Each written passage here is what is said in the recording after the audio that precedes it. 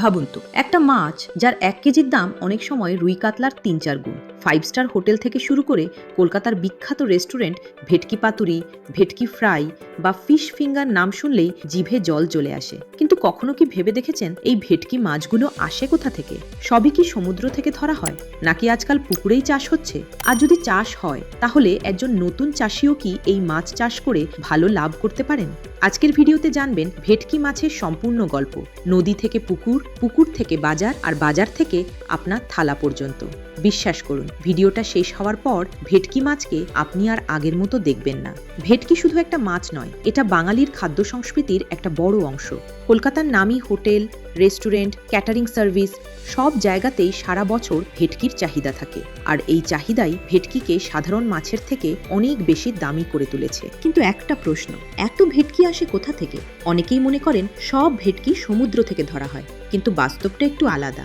ভেটকি বা Asian C bus এমন একটি মাছ যা সমুদ্রের নোনা জল, নদীর মোহনা, এমনকি কম লবণাক্ত পানিতেও বেঁচে থাকতে পারে। পশ্চিমবঙ্গের সুন্দরবন, হুগলি মোহনা, কাকদ্বীপ, নামখানা, দীঘা এইসব এলাকায় বহু বছর ধরে প্রাকৃতিকভাবে ভেটকি পাওয়া যায়। তবে শুধু প্রাকৃতিক উৎসের ওপর এখন আর নির্ভর করা হয় না। গত কয়েক বছরে বাণিজ্যিকভাবে ভেটকি চাষও দ্রুত জনপ্রিয় হয়ে উঠেছে। এবার অনেকের মনে প্রশ্ন আসে, ভেটকির দাম এত বেশি কেন? এর প্রধান কারণ 3টি। প্রথমত, এর চাহিদা অত্যন্ত বেশি। দ্বিতীয়ত, উৎপাদন এখনও তুলনামূলক কম। আর তৃতীয়ত, হোটেল, রেস্টুরেন্ট এবং রপ্তানি বাজারে এর বিশাল মূল্য রয়েছে। বাজার, আকার ও মানের উপর নির্ভর করে ভালো মানের বড় ভেটকি অনেক সময় প্রতি কেজি 700 থেকে 1200 টাকা বা তারও বেশি দামে বিক্রি হয়। তাই অনেক মাছ চাষি এখন এটিকে হাই ভ্যালু ফিশ হিসেবে দেখছেন।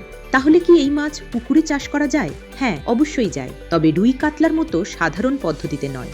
ভেটকি সাধারণত ব্র্যাকিশ ওয়াটার বা কম লবণাক্ত পানিতে ভালো বৃদ্ধি পায়। যদিও সঠিক ব্যবস্থাপনায় স্বল্প লবণাক্ত পরিবেশেও সফলভাবে চাষ করা সম্ভব। অনেক চাষি শুধুমাত্র ভেটকির একক চাষ করেন, আবার কেউ কেউ চিংড়ির সঙ্গে সমন্বিত চাষও করেন। কিন্তু এবার আরেকটা বড় প্রশ্ন, এই ভেটকির পোনা আসে কোথা থেকে? অনেক বছর ধরে পশ্চিমবঙ্গে ভেটকির পোনা মূলত সুন্দরবন ও নদীর মোহনা অঞ্চল থেকে সংগ্রহ করা হতো।